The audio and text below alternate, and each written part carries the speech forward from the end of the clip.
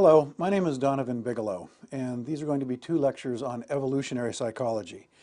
And right off the bat, I have to acknowledge that evolutionary psychology has been a problem since Darwin. It has caused people frustration and fear and anger. It's very controversial, and with some very significant changes in the last just 20 or 25 years, it remains controversial. The first thing I have to address is the question of religion. Even in Darwin's day, people realized that the idea of evolution ran counter to many people's beliefs in God and in creationism. And today, I think it's even sort of more controversial because while that element of evolutionary psychology is still alive, there is now controversy on the other side as well. People who I think can be under the heading of social constructivists, people who think that we are what we are because of the way our culture is, or the way we learn, or our experience, our environments. Those kind of folks are also troubled by evolutionary theory because it implies some kind of determinism, some sort of biological determinism, as if we're locked in concrete by our genetics and we can't do anything and environment doesn't matter. So let me address both of those concerns right up front. In the modern evolutionary theory, which is what I want to focus on, this is not your granddaddy's Darwinism. We've come a long way, and there's been many, many developments, primarily in the field of genetics, but also in the field of evolutionary psychology itself since the 70s. The religious question first. I believe that the vast majority of evolutionary psychologists do not need to, I don't think they even want to, address the question of origins. Whether God put us here or whether we evolved from lesser species, for the purposes of evolutionary psychology at least, that question doesn't matter and we don't have to address it. The bottom line here is that evolutionary psychology, its study, focusing on it, discussing it, need not in any way threaten anyone's religious beliefs.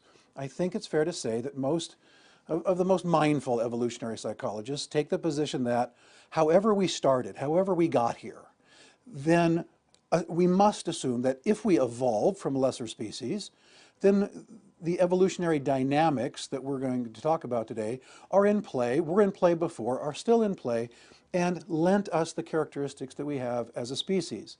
If God put us here, the assumption is he or she or it, however you characterize it, must have put us here with the ability to survive differing environments and different conditions.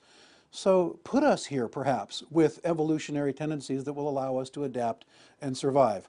Why wouldn't he? How could he not? So just to take that off the table, and I had a class a couple of years ago where a woman missed this first part of the lecture, and when she heard the second part without this sort of disclaimer, she got up and stormed out of the class and was deeply offended that somehow I was teaching atheistic theories that were quite disturbing to her. And I assure everyone that that is not the case, that we do not need to address that question here. There is nothing in evolutionary psychology that need contradict anyone's religious beliefs. One of the things that make it hard to understand evolutionary psychology, besides some predispositions against it, is the idea that we look at the human from a very different perspective, from the genetic perspective. And this is absolutely central. If you don't get this, then the whole field seems confusing and frustrating. Most people, because we're individuals, walk around thinking about being human from the perspective of an individual. It's normal. There's hardly any reason not to do it any other way. Unfortunately, if you want to learn evolutionary psychology, you have to look at it from a gene's eye view, from the perspective of genetics, and most importantly, from the perspective of evolutionary time. So those two things, we're looking at it from the perspective of genetics. How do genes evolve? How do humans evolve? Because we are primarily a construct out of genetic material, how does that evolve over geologic time? Genetics change very slowly, tens of thousands of years potentially. There is an argument that under certain circumstances, mutations might happen relatively rapidly across the population, but by and large, most people agree that our society now is changing faster than our genetics can possibly keep up. On that, virtually everyone agrees. So we have to keep in mind that we're talking about human populations on a large bell curve over geologic time. If you can do that, then a lot of this will make a lot more sense. One of the objections when we get into the specifics, I have students all the time say, well, I don't feel that way, so evolutionary theory must be wrong. And I'm suggesting that there is a level of analysis problem. If you look at it as a statistic, a bell curve of human populations over time, then these ideas make perfect sense. And there may be individuals where these things don't fit, but that's the bell curve idea. There are always outliers in every human population. And so I want to sort of take it to a higher level of abstraction, a higher level of analysis. Genetics over geologic time, not individuals. Basically, this is statistics in some ways, not therapy for individuals. The other thing that I think is exciting about evolutionary psychology now is that although I'm not going to say that any particular evolutionary psychologist has claimed that evolutionary psychology is the new primary theory, there's hints that it's heading in that direction, that the assumption is that evolutionary psychology represents at least the possibility of a grand synthesis of drive and relational psychologies, sociology, ethology. A variety of fields seem to be all subsumed under evolutionary psychology. It's very exciting that we have a way, perhaps, to explain human behavior, explain human behavior across the spectrum: love, hate, families, nation states, tribes, war, technology development, territoriality. There are very few psychologies who at least have the potential for explaining virtually everything about human behavior that we all recognize is incredibly complex. Again, a potential. The field is still relatively young. Most of the great evolutionary psychology innovations didn't start percolating till the 1970s. A vast gap between Darwin, then the discovery of genetics in the last century, and then a half a dozen theorists taking those developments, those sequential developments, into a new way of thinking about human behavior. One of the other challenges that make evolutionary psychology hard for some people to take, especially today in the West, is that we have a bit of an ideology: multiculturalism, questions of diversity. This has been quite important in the last 20 or 30 years, and people believe passionately about the value of multiculturalism. Evolutionary psychology will, to some degree, challenge that, and in good ways and potentially destructive ways, frankly. The idea here is that, especially with the advent of the Human Genome Project, the ability for us to map the human genetics, the human genetic code, what we find is that we are all more human than otherwise, that the differences between races, the differences between cultures, are almost irrelevant, are at best superficial, stylistic, aesthetic, and that the good news, one of the little bits of good news that I think evolutionary psychologists simply stumbled on, was the idea that evolutionary psychology, to me, seems like the final refutation of racism. That the differences between the races are quite literally no more than skin deep, and that given the discovery of genetics, we can now prove to a scientific certainty that the variations among the tribes, the races, the cultures are as completely irrelevant as you can imagine. And one extra, perhaps, sort of nail in the coffin of racialist theories is the idea from genetics, that there's no such thing as group characteristics. Genetics happen individually. Male, female, mate, the 23 pairs of chromosomes in each come together to form a human with 46 pairs of chromosomes, and they are a unique mix of those two sets. We do not pass on genetics to the group. We pass on genetics to an individual. Therefore, there aren't any genetics-based racial categories, attributes that we can identify. It becomes a way to sort of scientifically refute prejudice. This feels to me like not a small advantage to studying evolutionary psychology. One of the disturbing things, another disturbing thing about evolutionary psychology is that recognizing that human history 99.999% of human history on this planet, we were all in the same situation. Humans lived, whether it was in Africa, Asia, Europe, or wherever, in small, hard to tell, 20, 30, 40, 50, 60, 70 member small tribal groups, somewhat nomadic, but generally staying in the same area, hunter, gatherer, scavengers, and that is how we evolved. The problem now is, and this is a fascinating area of study, we don't know why civilization exploded 2, 3, 4, 5,000 years ago. Everyone's talking about it in evolutionary psychology, but no one's got any clear idea of exactly how and why that happened. Sprang up not just in one place, but several places all over the world. We are now facing a civilization that's so different from our evolved background that it seems to be the source of a great deal of our troubles. We are a hunter-gatherer, scavenger, Cro-Magnon ancestor who literally throughout virtually the entire history of our existence on this planet lived a very particular lifestyle, adapted to that lifestyle. The genetic changes that happened that were allowed some of them to survive better than others were adaptive to that environment and that environment alone. And Freud recognized this in 1932 when he wrote a book called Civilization and Its Discontents. The idea that this amazingly complex civilization that we have, civilizations that we have, the dynamic is the same all over the world, simply no longer fits very well our biological predispositions. And there is the source of a tremendous amount of conflict. We'll sort the details of that out as we go through. A thinker named Thomas Malthus, 200 or 300 years ago, came up with the idea of competition among species.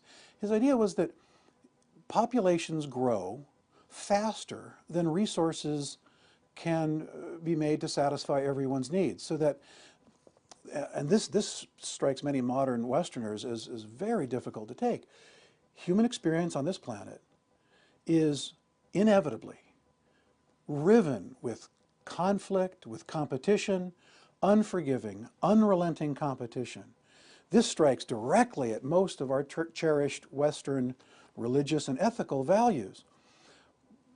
And it also may explain why we so rarely actually live up to our ethical values. We are hardwired in some ways to compete. And even if we could meet our material needs, the competition for superior mates, the competition for superior territory, seems to me, seems to the evolutionary psychologists, in large part quite hardwired, to the point where the question of human nature comes up. Again, a controversial idea. The evolutionary psychologists seem to be quite clear about this, that if you look back at history, it is very hard to deny that humans have a certain way of doing things that's been pretty consistent across cultures and across recorded time. And so they're going to suggest that although we have some adaptivity, and I'll get to that later, they do suggest that there are fundamentals. Human nature does exist. The things that the founding fathers of the United States put in the Declaration of Independence and the Constitution. Their theory was around the question of human nature, which they saw as quite problematic and needed a limited government of separation of powers to make sure that our human nature was contained, controlled, wasn't allowed to get out of control, would not allow a single individual or small group to dominate politically, dominate in terms of power. So I think there's, even in our country, there's a trend going back recognizing, at the very least, the complicated nature of human nature. And the sort of unpleasant reality that humans are an intensely competitive lot. But we have to be a little more sophisticated about that. It's not just competition. I think it's very clear to most of us in terms of common sense that males are competitive by and large. And I don't think too many people would argue the contrary. Are females competitive? And sort of a joke I've said for years is that the most, not just competitive, but aggressively so. Are women competitive? Are women aggressive? And one of the little jokes I've had that most women in the class nod their head knowingly when I say this is the most vicious animal on the planet is an angry 8th grade girl. There's some truth to that. Maybe one of the things that evolutionary psychology does is it lends some scientific bedrock to a lot of the things that we just know as common sense. So men are competitive, women are competitive, but there's an additional element here. Women's selective preferences, what they want in a man, what they want in a partner, that seems to be based on biology in a way that's not the same for a man who has a different biology. And this goes back to who has the babies. I think this is one of the key insights in evolutionary psychology. The biological differences from the act of sexual reproduction, the fact, the biological fact. And if you really want to complain about evolutionary psychology, the evolutionary psychologists, I think, would say, go talk to God or Darwin, because it is a biological fact that men and women have different roles in procreation. The fact that a woman carries the child makes her vulnerable, especially toward the end of the term of the pregnancy. The needs, evolutionarily speaking, again, over geologic time, the needs of women who were pregnant and needed to be protected and fed and cared for, and the needs of men who needed to be chosen by women who were perhaps superior. How do you show your superiority? You conquer territory. You're a good hunter. You protect the territory of the tribe or the clan. You compete with other men. So competition among men to show the women in the tribe who was superior is the oldest story in humanity. And really, are we that much different today? Why do we have the Olympics? What are the Olympics? Let me throw this out right now. Take a look at our sports. It is not an accident, folks. It is not a coincidence that our most popular sports, football, basketball, hockey, soccer, what are they? One tribe of hunters charging into the territory of another tribe, always with different colors on, different face paint on, and controlling the other side's territory, imposing their will. Oh, and by the way, what are those cheerleaders doing along the side? Reminding the men what they're fighting for. It cannot be a coincidence that all of our cultural sports, including the Olympics, which if you look at the specifics of the events, all of them, virtually, okay, one or two exceptions, but virtually all of Olympic events seem to show a physical prowess that is directly related to the conquest of territory, to hunting, to gathering, to tribal dynamics. It seems unmistakable to the evolutionary psychologists and seems like evidence of a residual tendency in us to live through our adaptive genetic potentials. Even in a complex postmodern Western civilization, we still, at bottom, engage in behaviors that look remarkably tribal. One more shift in perspective. We think of ourselves as individuals, mostly, okay, always in a particular culture, particular tribal family dynamic. Freud, in 1905, wrote a book called 3 Essays on Sexuality, and it shocked the Western world. And he suggested that sexuality was central to our existence, that it really was the motivating factor. Among all motivating factors, it was about sexuality. It wasn't until he was 72 years old that he recognized the importance of aggression in support of sexuality, but he eventually got it right, combining those two. What Freud's sort of intuitive genius came to is exactly the same conclusion the evolutionary psychologists have come to recently, that we are sexualized creatures. We are sexualized creatures from our head to our toes.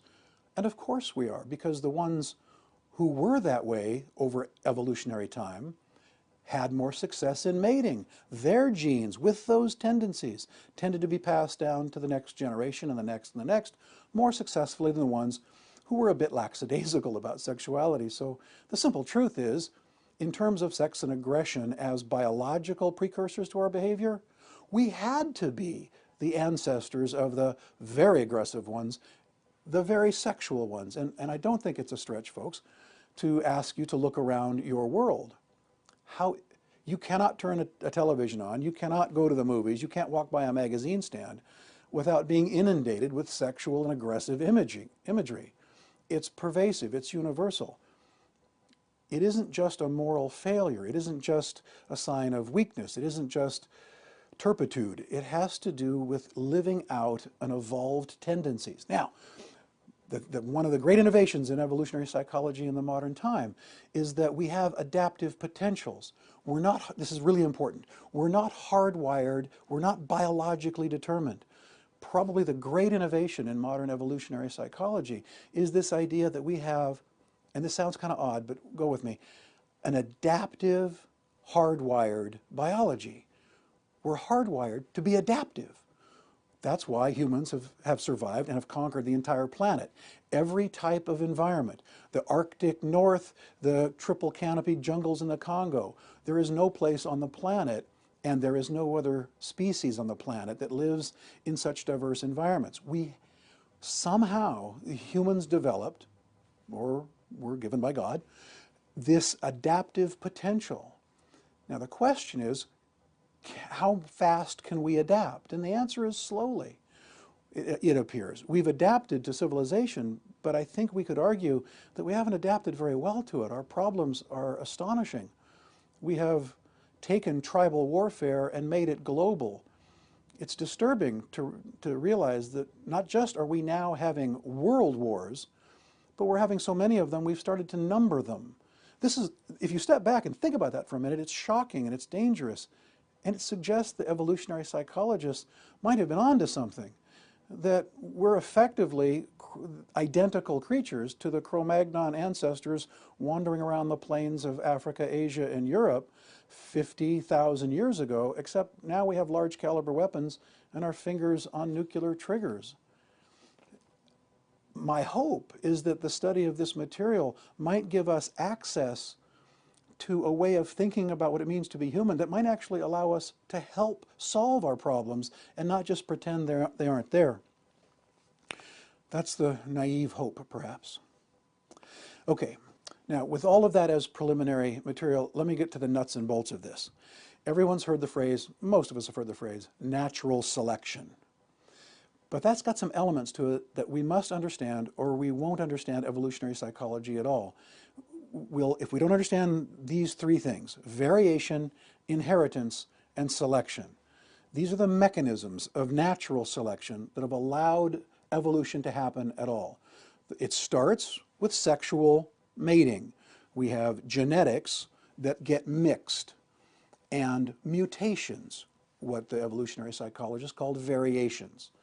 Genetic mutations, very small most of the time, hardly discernible, might, if they are inheritable, provide a selective advantage in a particular environment. Now, let me break this down. We all know about genetic mutations. I am approximately 6 foot tall. I'm a relatively mesomorphic build. Other people are taller, thinner, different colored hair, different colored eyes, different musculatures, different bone structures, different colors. Those variations, while the geneticists are going to argue are within the species human, provide potentially in a particular environment an advantage. Now, in some ways, the most obvious ones are skin color. If you're African living in near the equator with blistering sun, over the course of time, a darker pigmented skin is an adaptive advantage. And that's obvious when you imagine bringing someone down from Sweden to wander around the plains of Kenya for 15 minutes. It would be almost deadly. And so people's differences evolve depending on their environment. And the fact that we didn't have transportation technology until very recently meant that changes could happen within small populations in given environments. The obvious examples, how is it in Kenya that I believe the tribe is called, is it the Maasai or the Watusi? They're 6'8", 7 foot tall, an incredibly tall tribe, extended group of tribes actually. How is it that they became that tall? Well, imagine 50, 100, a million years ago. The environment isn't that much different than it was back then. We have what's called lion grass in Kenya. And why is it called lion grass? Let me think. Because there's lions in it. And it's about 5 foot tall. If you're 4'8", you're not going to last very long in the lion grass. So over the course of time, those variations, in this case, variations, a genetic mutation that just coincidentally allowed a child to be just a little bit taller. Over the course of time, that slight advantage is statistically significant. And the taller ones survived better than the shorter ones. You throw in a couple of 100,000 years, and you've got 7 feet tall people wandering around the plains of the Serengeti. Now, go 600 miles east, give or take. You end up in the triple canopy jungle of the Congo. What do we have there? Pygmies, 4'8", 4'10". How is it that they evolved? They're in the same continent. They're not that far away from each other. Well, the environment was totally different. You can't be 6 foot, 7 foot tall running around the jungle. Short had an adaptive advantage, a selective advantage. And over the course of time, in these relatively stable tribal populations, the shorter ones in that advantage tended to survive better and pass their genes, their shorter genes, on to their children. So, while we're all the same species, there are variations. Some of those variations are inheritable. If they're not inheritable, they can have no effect on evolution. And the key is that some of those inheritable variations might provide a slight selective advantage. I've got to be careful here. They use the word selective, but that has nothing to do with choice. You got to get this right. This is a level of analysis problem again. If you think of this part of evolutionary psychology as having anything to do with choice, you're missing the boat. This has to do with advantages in environments over evolutionary time, statistics, tiny variations, changes in the human body that are not noticeable one generation from the other really, but over the course of time in these bell curves of statistical populations make a difference that changes the nature of the species as a whole. So selection here doesn't mean choice. It means a selective advantage in a particular environment. Now, what about those advantages? Advantages over who? And the answer is differential reproductive success relative to others is the advantage. Differential reproductive success. That means, well, in some ways it's good news for some of us. You don't have to be better looking, taller, stronger, wealthier than Hollywood stars. You just have to be better, wealthier, healthier than the people who you're in competition with locally. Differential reproductive success relative to others. If you are more successful in mating in your area, your genes survive. Evolutionary psychology is about genetic survival, not survival of the individual. This is where, again, level of analysis problem. Keep focused on genetic survival. A new innovation, a new phrase that we have to understand is reproductive fitness. Most people have heard survival of the fittest, a Darwinian idea. We don't think that way anymore. It isn't just about fitness. It isn't just about size and strength. It's about reproductive fitness, which means a new layer of complication, a new layer of sophistication. We have to do two things to survive genetically, if that's the priority here. One is survival, so there is a survival component to it. We have to defend our territory, we have to hunt, we have to kill something to eat, we have to be able to aggressively defend our territory. But then we have to mate. None of the survival counts, evolutionarily speaking, if we don't have the ability to pass our genes on to the next and the next and the next generation. So when the psychologists talk about reproductive fitness, they mean those two elements, and they're equally important. And this is what has made, I think, modern evolutionary psychology so rich, so fruitful, so complicated. Because for the first time, we're really talking very clearly and carefully about mating, about that old question, what women want, what men want, what women want. As kind of a humorous aside here, in the early 30s, Sigmund Freud wrote a letter to a woman analyst, a colleague of his named Marie Bonaparte. And he said to her something like this: "Dear Marie, for 40 years I have studied the human mind, and the one question that has always eluded me is what women want." And I believe that's where they took the title of that recent movie with Mel Gibson, What Women Want. No one, even Freud, even the great Freud, really understood what women want very well. And, and I love this about evolutionary psychology. They have done, and Dr. David Buss from Texas has been doing research for the last 20 years using astonishingly large research populations from all over the world. 15, 16,000 women, 40,000 women in every continent, every socioeconomic level, every religious group, every ethnic organization, or ethnic group. And the results of this research are astonishing. It turns out women everywhere, mostly, statistically, want the same things. And there's a lot of them. Dr. Buss has noticed 10 things that women want. Men only want 3, maybe 2. But everybody knows that. Women's mating choices are complicated. Men's seem, to most of us, fairly simple. That's common sense. That's sort of almost culturally obvious. But the evolutionary psychologists doing rather complicated and thorough research have come up with explanations for exactly why that is. It all goes back to the biological differential between giving birth and giving seed. One more general point, a couple more on evolutionary psychology. Evolution is not tending toward anything. There's a word called teleology, the study of endpoints, the study of goals. And we've got to be very clear that there is no goal in evolution.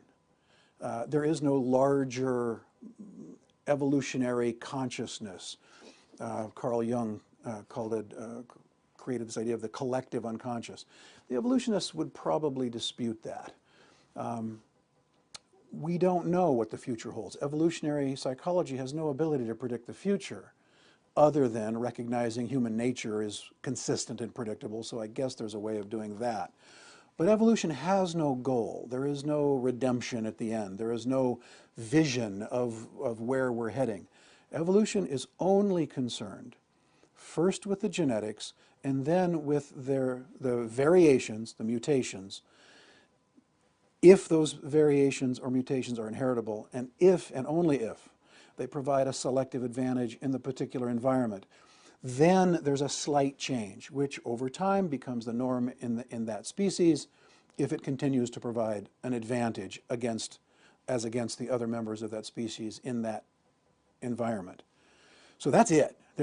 In a way, I've made some grand claims for evolutionary psychology, but in a way you could argue that the field itself is rather humble. They don't have a large overarching vision of the future. They are pretty focused on just what's going on in the here and now.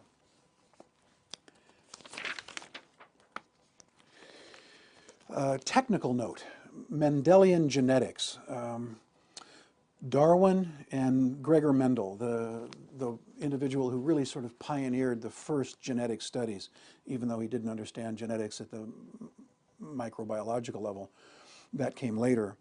We now have what's called the modern synthesis, and this is the idea that genetics are transferred in particulars.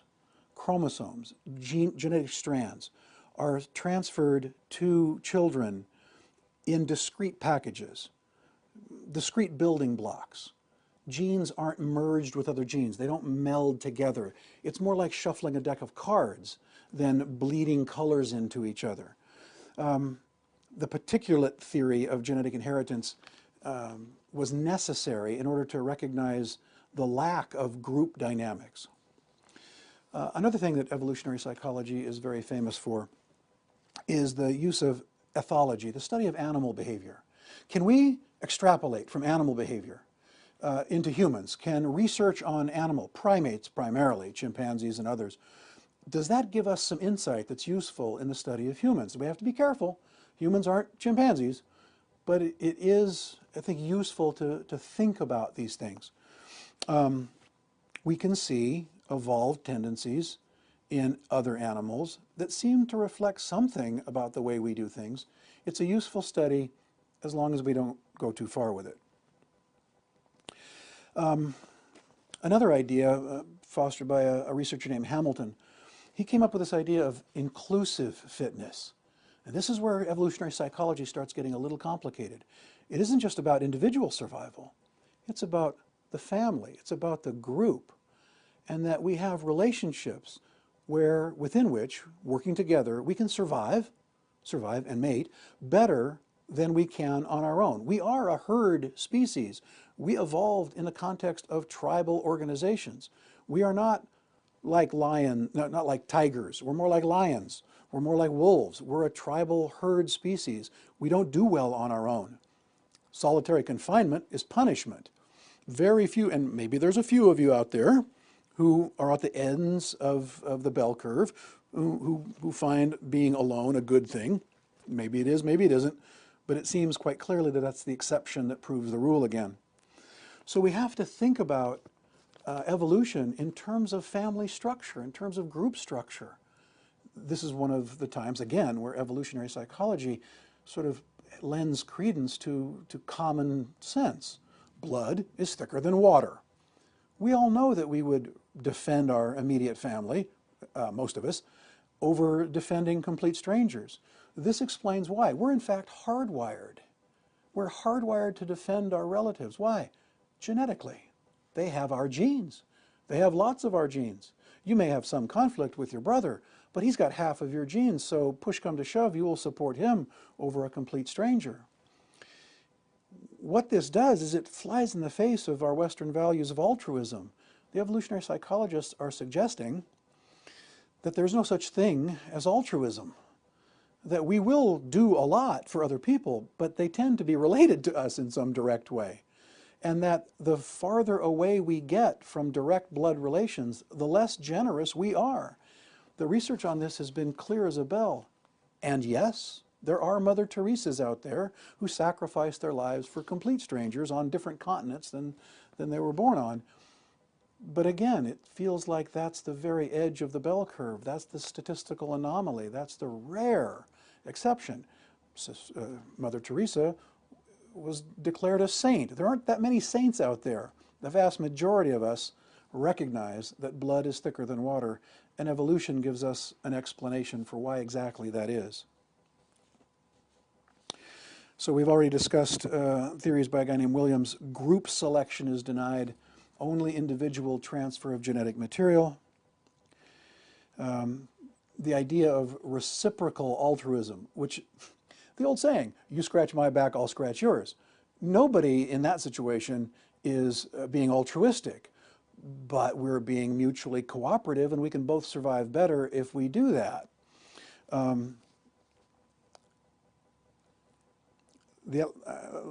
Rephrase this one. Differential parental investment equals gender conflict. Part of the disturbing thing that evolutionary psychology raises, and it doesn't raise this, it notices it and tries to explain it. There's gender conflict. Men and women, the war between the sexes has been going on for a long time. Evolution theory has a way of explaining why that is, and if you know what the problem is, if you know why it's a problem, I think you're in much better position to try to fix the problem. If you pretend it's just because men are pigs and they need better education, if that's not really the problem, then those kind of political policies don't actually solve very much, and in fact, can quite frankly make the situation much worse. So we'll get to the gender conflict thing a little bit later. In addition, it also seems clear that this has the possibility, at least, of explaining sibling rivalry. Though we understand now inclusive fitness and the idea that we will sacrifice for our blood relatives, everyone knows that siblings have a great deal of conflict. And within the family, they are still competing with each other for the resources of the parents. That's where that conflict comes from. In a conflict with outside members, the brothers, sisters will pull together, aunts, uncles, cousins will pull together. Clan rivalry goes back a long way. But within that unified front against outsiders, there's internal dissent, internal conflict. And so in a way, if you look at it genetically, you see that there's no conflict in the theory. It makes sense in what seems like a conflict. I'm willing to sacrifice for my brothers, but we're fighting each other tooth, fang, and claw sometimes. From the perspective of evolutionary psychology, that makes perfect sense. So again, we have perhaps a new synthesis. We have a field, relatively new, evolutionary psychology, Darwin and evolution have been around for 200 years, but a new way of thinking about synthesizing a variety of disciplines, culture, religion, ethics, even aesthetics. What is beautiful? What is beautiful? It depends on mating preferences. What is beautiful to men is what reflects the potential for childbearing. What is beautiful to women often represents a man able to defend territory and provide resources. It isn't an accident, or it isn't entirely culturally determined what we find beautiful. This has, if we wrap our minds around this, this has ramifications in almost every aspect of our life. And again, I want to make sure that everyone understands that evolutionary psychology is not claiming that somehow human behavior is genetically determined nor unchangeable. Clearly, there's an adaptive mechanism that has evolved. So it's that middle ground. We are not socially constructed entirely. Doesn't it matters what our environment's like? Absolutely. But you can't change human nature. And within a particular environment, those natural tendencies that were the natural tendencies of humans for the last million years will inevitably come out and have an effect above and beyond the education or culture or values of a particular place and time. So, adaptive. We're not genetically determined, and we're not subject to complete social construction. In a way, it feels quite balanced, that we can change, we can adapt to new environments and new problems. We can go to the moon and back. It seems clear to me that the fact that we could go to the moon several times and come back safely, means that we must be able to adapt, that we have some flexibility. And the evolutionary psychologists suggest that it's a hardwired adaptivity. A strange concept, but I think it's central to understanding evolutionary theory generally. Okay, I've heard two strong objections to evolutionary psychology.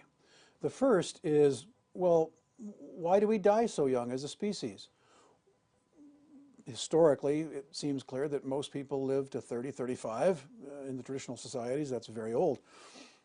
Most people now can live 70, 80, 90 years, but still, that's very young. And if evolution worked, if it was really true, then why wouldn't we have evolved? Variation, inheritance, selection, the engine of natural selection. Why wouldn't we have evolved to live 200 years, 300 years, 400 years, whatever? And the second thing is suicide. Well, evolutionary psychology can't be right because people commit suicide.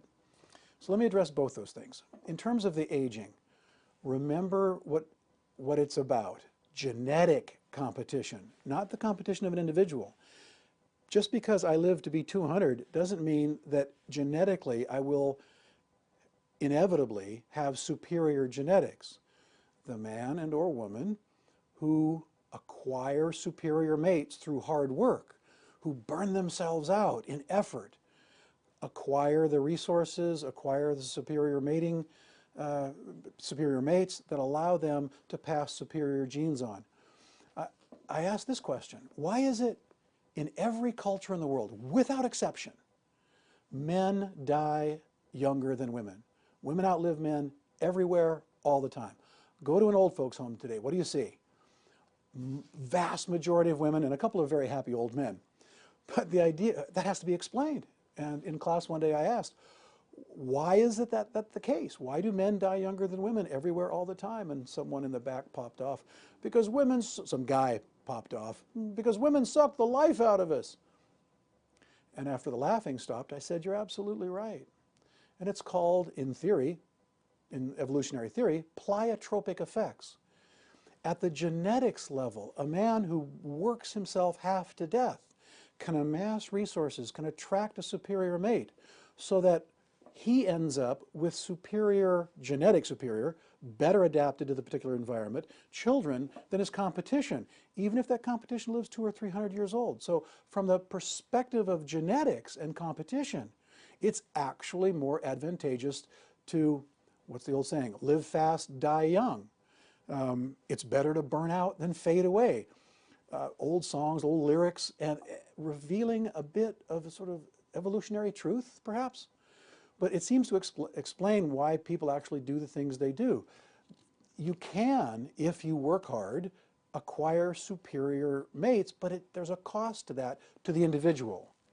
The advantage is genetic, and it looks like, given that this is the way actually men and women behave, that genetics is driving the behavioral train. It's the best explanation we've had so far for that universal idea that men die younger than women everywhere, other than just women are naturally superior to men, a position I've heard argued a couple of times. What about suicide? This is the best example of the necessity of thinking genetically. Someone said, well, the fact that someone commits suicide, if evolution was true, we would have evolved an aversion to suicide. We would have evolved an impossibility of suicide. That way, our genetics would keep living. Not so much. Remember, from the genetic perspective, in your extended family, your genetics are what must survive. We are evolved to privilege the survival of our genetics, even if they're in our siblings, even if they're in our cousins, even if they're in our parents and children. Parents will sacrifice for their children, sacrifice their lives for their children. Everybody knows that. But also extend it a little farther. If I commit suicide, let's say I'm a loser. Let's say I don't have it going on. I am just a drain on the family resources.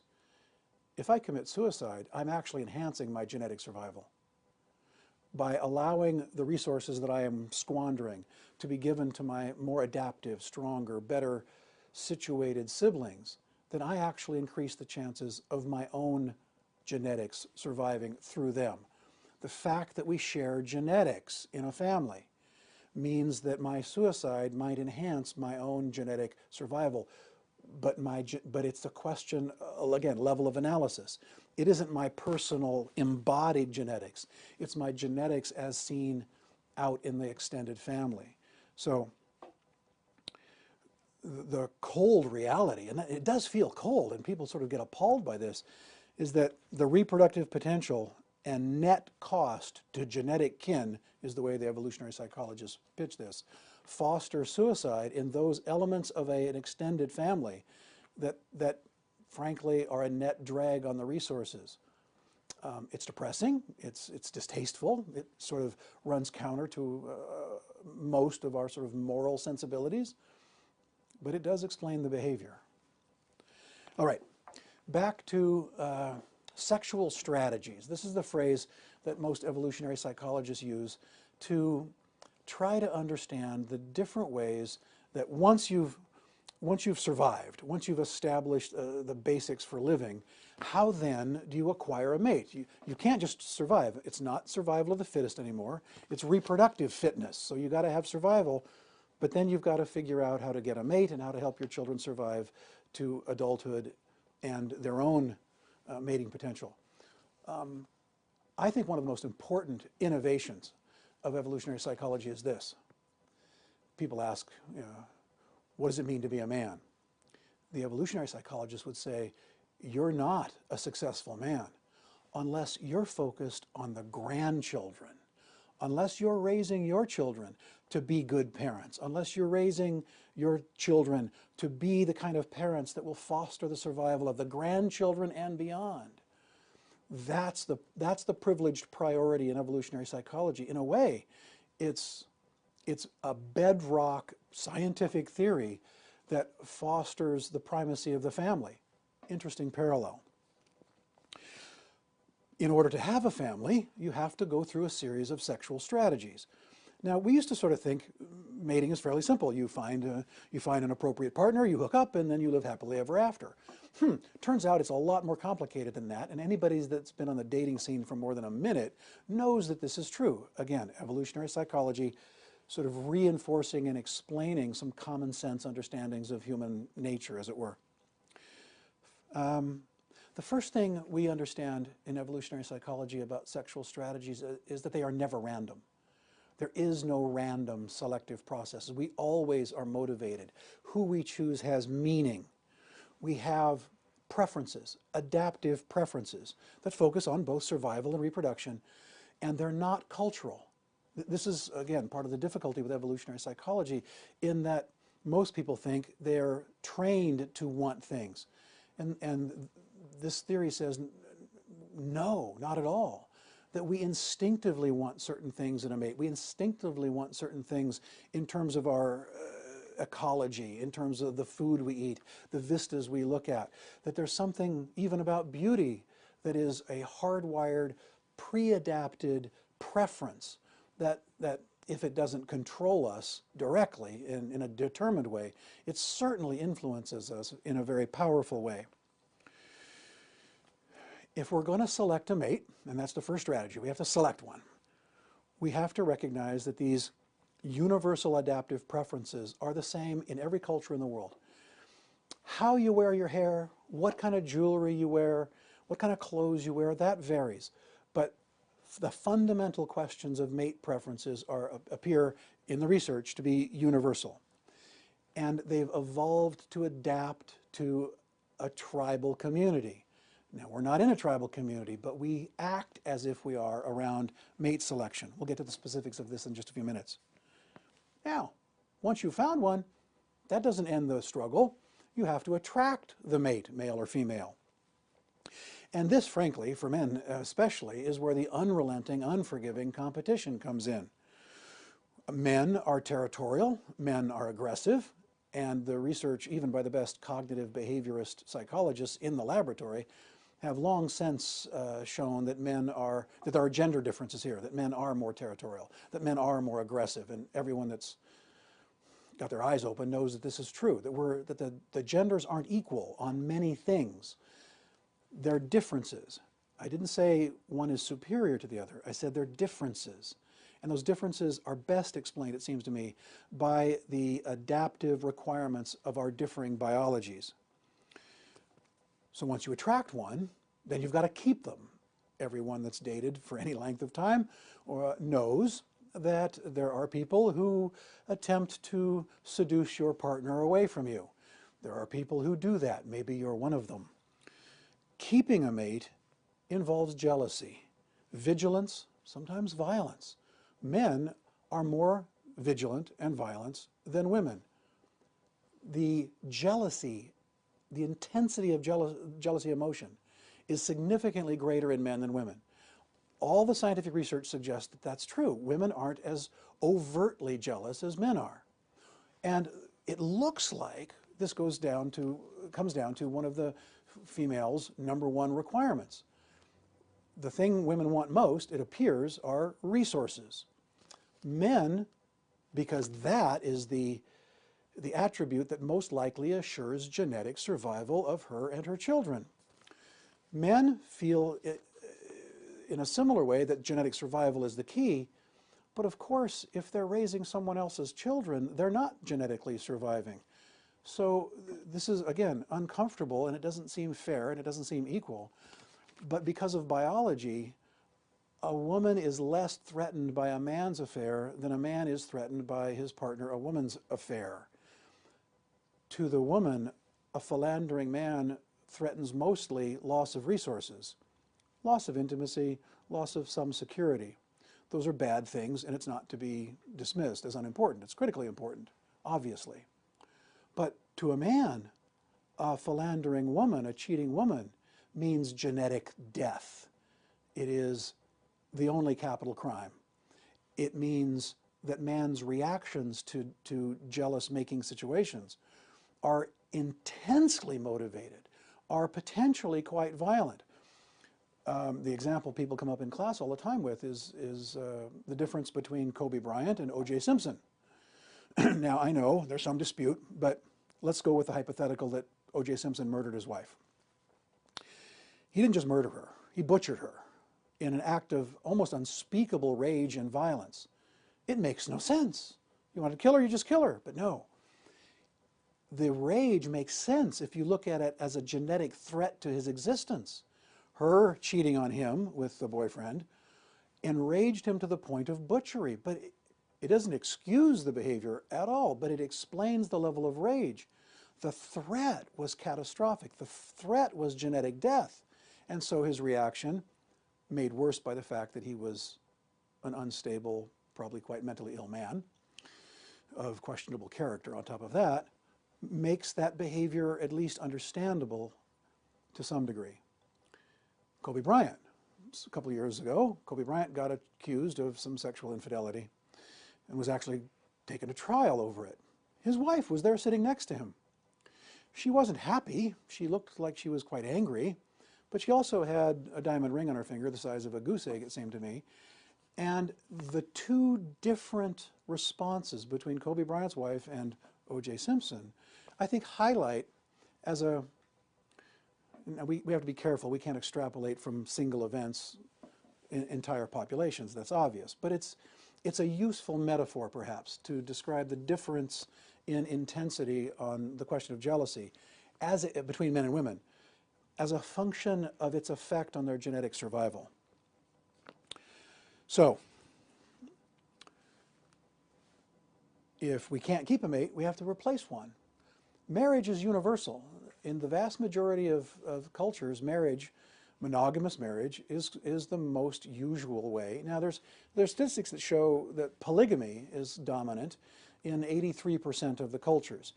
Now, that's misleading because if you just add up the different cultures, that's true, but in terms of raw numbers of people, monogamous committed marriage between a man and a woman seems to be the overwhelming norm statistically all over the world.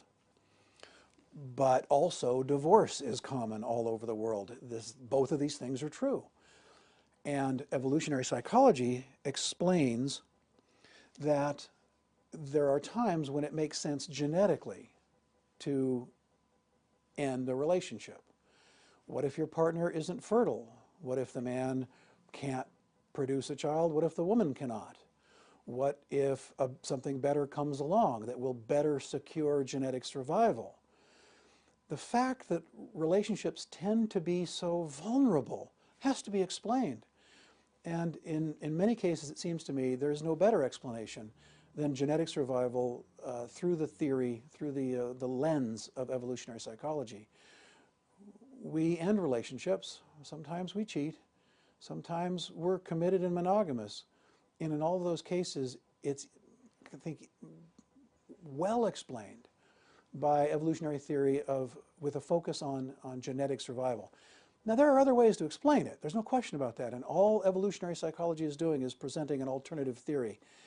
And as I said before, any one individual may not fit within the bounds of this theory. But if you read this material carefully, I think you'll find it explains a lot of human behavior.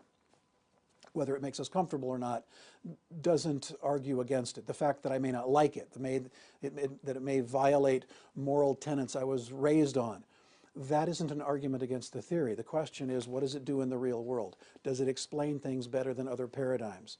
Is it useful? That, to me, is the better standard. You don't get to say about any theory, it offends me, therefore it's not true. We have to get beyond that, certainly.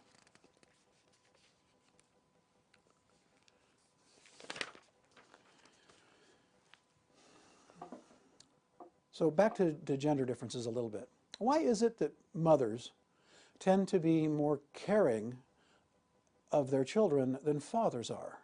Fathers are more distant. They don't seem to care as much as mothers. This seems like a problem. It seems like it's true, but it needs to be explained. And the answer that the evolutionary psychologists have come up with is the uncertainty of paternity. There's an old saying, mama's baby, papa's maybe. And that simply says that every woman knows who her children are. There's no doubt about that. So she gets to commit fully to their rearing. Her genetic survival depends on the success of her children, which she knows are her children. She was there when they were born. Fathers, not so much. Fathers, not so clear. Everybody, the standard joke about the red-headed stepchild. Fathers may want to hedge their bets. Fathers aren't as committed because they've never been as sure of their fatherhood.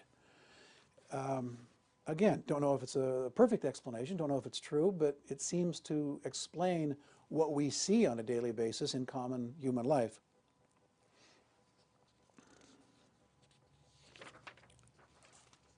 What about war? Sigmund Freud carried on a brief correspondence with Albert Einstein in the early 1930s.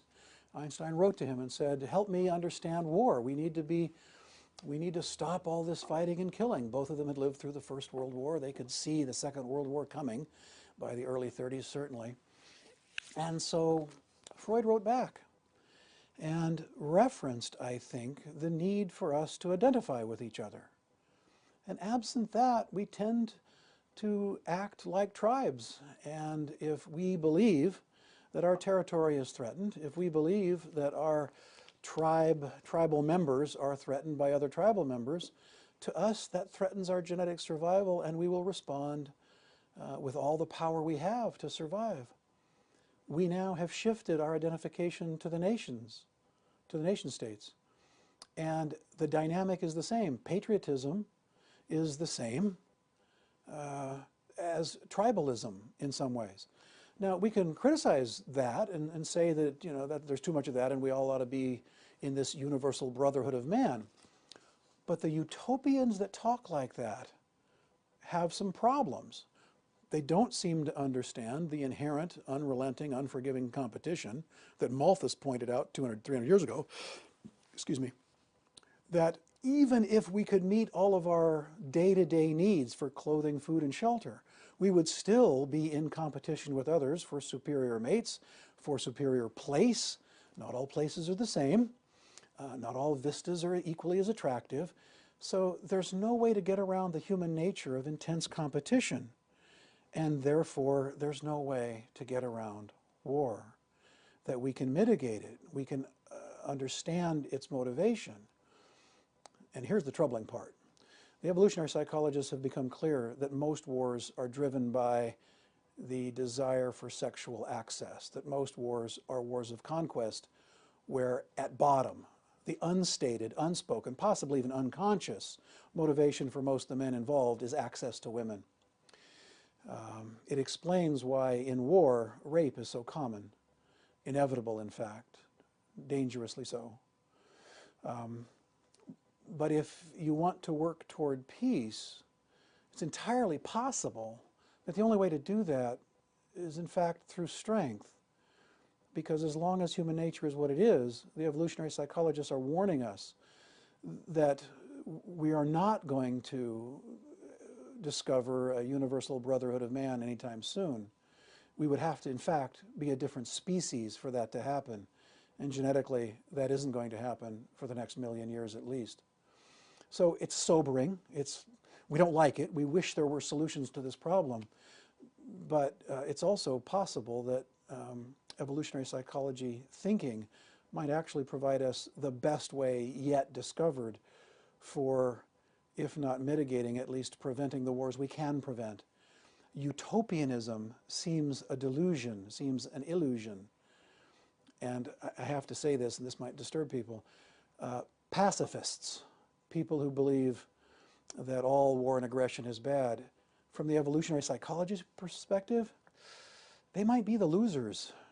You might have a situation where, this is something that the great German philosopher Nietzsche pointed out, where a society that becomes weakened fosters peace and brotherly love as a moral value, not because it's a superior way to live, but because in open competition with others, they will lose. And so they attempt to foster a morality that favors them. In a way, it's a subterranean way to compete at their own level. And without degenerating into a political discussion any further, and I say these things simply because evolutionary psychology has provided us with some very interesting theories, just theories, that might provide us a way of thinking about not just genetic survival, but the way our tribes are now organized and what they occasionally, all too frequently perhaps, do to each other. We wouldn't be aggressive if it hadn't worked to foster our survival. One last point on that makes some people quite uncomfortable. We can blame women for men's aggression and territoriality. I'm joking, kind of. What man was most sought after by our Cro-Magnon tribal female ancestors? The one that was aggressive, the one that was territorial, the one that could hunt and defend, the one who was big and strong and brave and had the will to survive in the face of great odds. Those are the ones who were most sought after by the best females and their kin, frankly. So it turns out that women historically, have absolutely needed territorial, aggressive men in order to survive during the time that they are incredibly vulnerable, late pregnancy, and rearing 1, 2, 3, 4, however many children they have. Women are incredibly vulnerable. So men that weren't territorial, aggressive, capable of defending, capable of hunting, capable of fighting off other bands of men who were attempting to take what was theirs, these men were not privileged. It is female preferences